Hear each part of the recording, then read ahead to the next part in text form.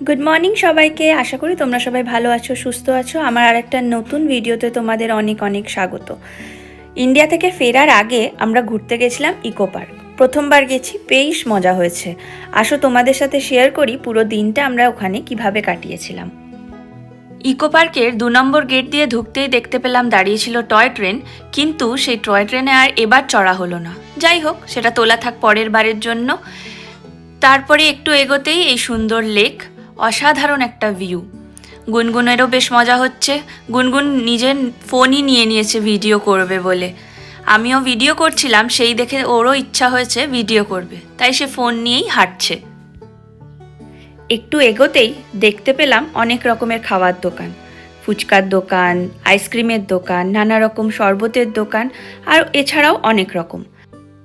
ফুচকার দোকান দেখতে পেয়েছি, আর ফুচকা খাবো না তা তো হয় না, তাই চটজলদি সবাই মিলে দাঁড়িয়ে পড়লাম ফুচকা খেতে।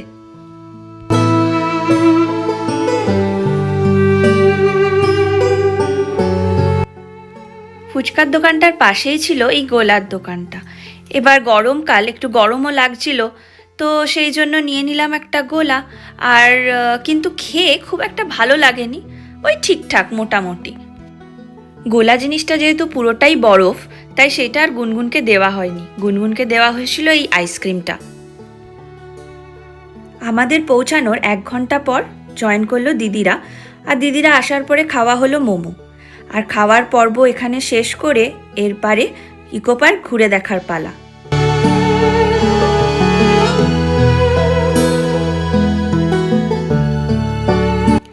বাংলার মুখ আমি দেখিয়াছি, তাই আমি পৃথিবীর রূপ খুঁজিতে যাই না আর। কবি জীবনানন্দ দাশের লেখা কবিতার এই 2টো লাইন কেন আওড়ালাম জানো?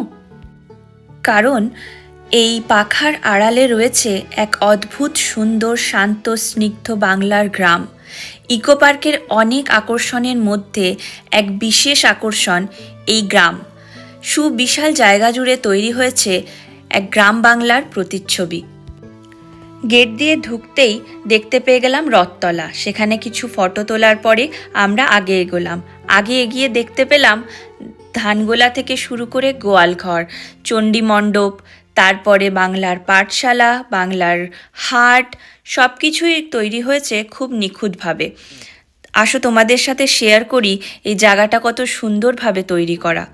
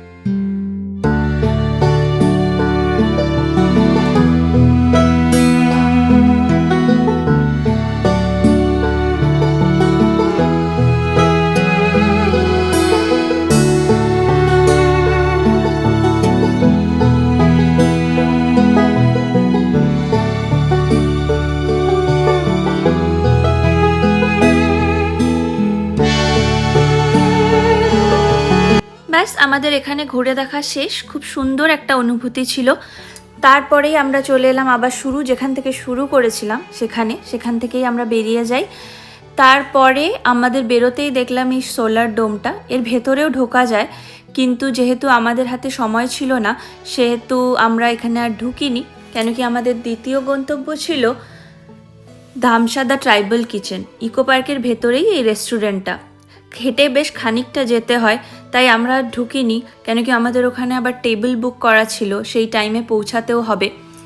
তো আমরা এখন সেই দিকেই যাচ্ছি।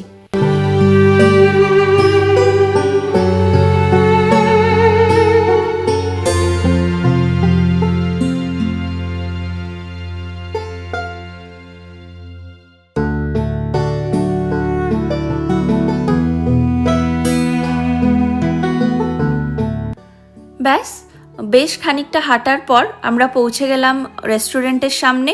রেস্টুরেন্টের অ্যাম্বিয়েন্স যেমন ছিল দারুণ, সেরকম খাবারগুলোও ছিল কিন্তু অসাধারণ সুন্দর।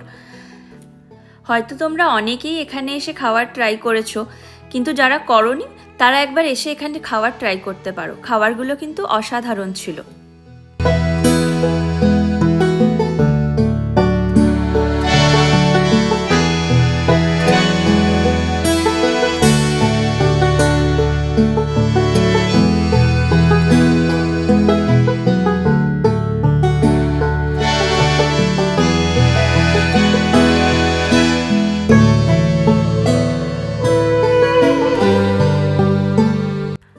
আমরা ভেতরে ঢুকে বসে সবাই মিলে ডিসকাস করে ফেললাম কি কি অর্ডার করব।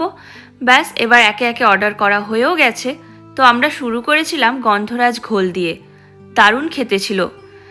তারপরে অর্ডার করেছিলাম বাঁশপোড়ার চিকেন, দেশি মুরগির মাংস, সাথে পোলাও।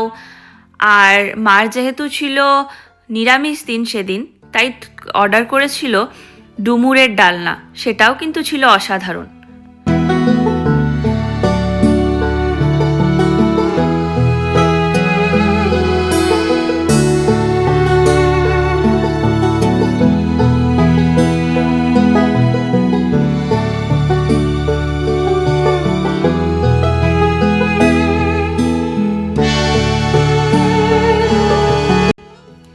এত ভালো এত টেস্টি খাওয়ার পরে সবার পেট আর মন তো ভরেই গেছিলো, কিন্তু খাওয়ার শেষে একটু মিষ্টি কিছু তো খেতেই হবে। সেই জন্য অর্ডার করা হয়েছিল নরেন গুড়ের আইসক্রিম আর ডাবের আইসক্রিম। দুটোই কিন্তু ছিল অসাধারণ, ট্রাই করো কিন্তু অবশ্যই গেলে। আমরা যখন রেস্টুরেন্ট থেকে খেয়ে বেরোলাম, ও বাবা, বেরিয়ে দেখি সন্ধে নেমে গেছে। আর আমাদের এখনও ইকো পার্কের আরও একটা বিশেষ আকর্ষণ সেভেন ওয়ান্ডার্স দেখাই হয়নি। তাই আমরা এখন চটজলদি যাচ্ছি সেভেন ওয়ান্ডার্সের দিকে, কেন কি ওখানেও সেভেন ওয়ান্ডার্সের গেটও বোধহয় বন্ধ হয়ে যায় নির্দিষ্ট সময় পরে।